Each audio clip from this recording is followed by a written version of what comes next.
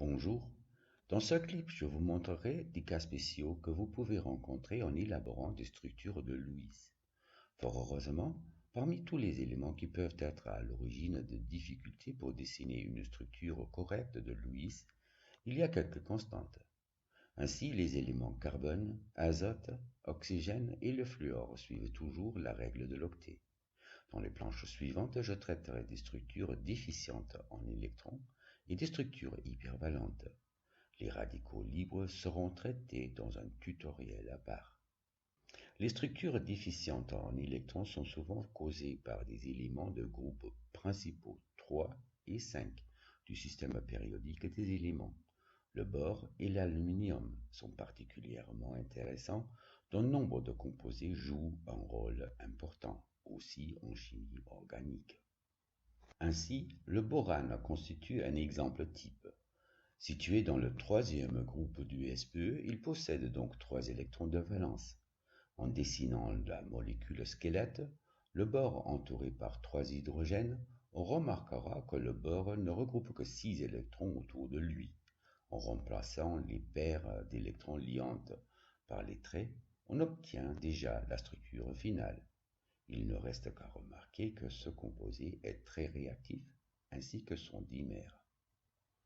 Comme on le voit dans cette représentation du SPE, la plupart des éléments peuvent causer des structures hypervalentes, marquées en jaune clair.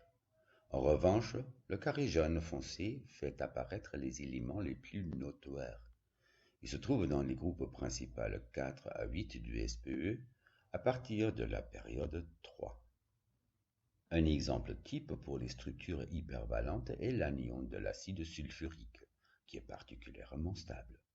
En comptant les électrons autour du soufre dans la représentation généralement acceptée, on arrive à 12. Comment expliquer cela?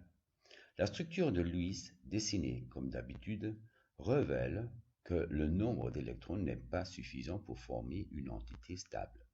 Mais il faut prendre en considération que l'anion possède 2 électrons supplémentaires. La structure se présenterait alors comme celle-ci.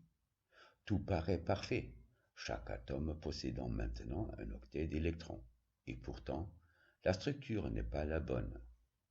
Pour arriver à la bonne structure, il faut inspecter les charges formelles sur les atomes qui, condition obligatoire, doivent être au plus près de zéro que possible. Cette équation permet le calcul des charges formelles. Cf est donc égal au nombre d'électrons de valence de l'atome considéré V, moins les électrons de valence non liants N, moins le nombre d'électrons de valence liants L, divisé par 2. Pour plus de précision sur ce genre de calcul, je vous conseille mon tutoriel spécial charge formelle. Le calcul pour les atomes de l'anion de l'acide sulfurique donne alors, pour chacun des oxygènes, la valeur -1, et pour le soufre, +2. Serait-il possible de minimiser les valeurs des charges formelles? En effet, en réarrangeant 2 paires d'électrons provenant de 2 atomes d'oxygène, comme démontré ici, on obtient cette structure avec 2 doubles liaisons. Le soufre est alors hypervalent, avec 12 électrons. Le calcul des charges formelles pour cette structure donne pour les oxygènes en double liaison, ainsi que pour le soufre la valeur 0, et pour les 2 oxygènes en liaison simple, -1. On remarquera que la somme de ces 2 charges formelles correspond à la charge réelle de l'anion.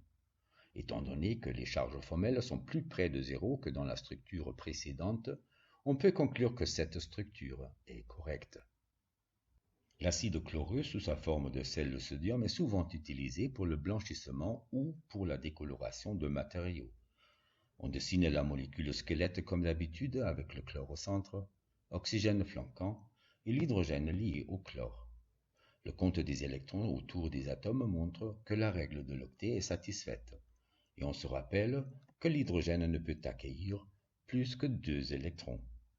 Substituant les paires liantes d'électrons par des traits, on arrive à cette structure avec une paire d'électrons libres sur le chlore.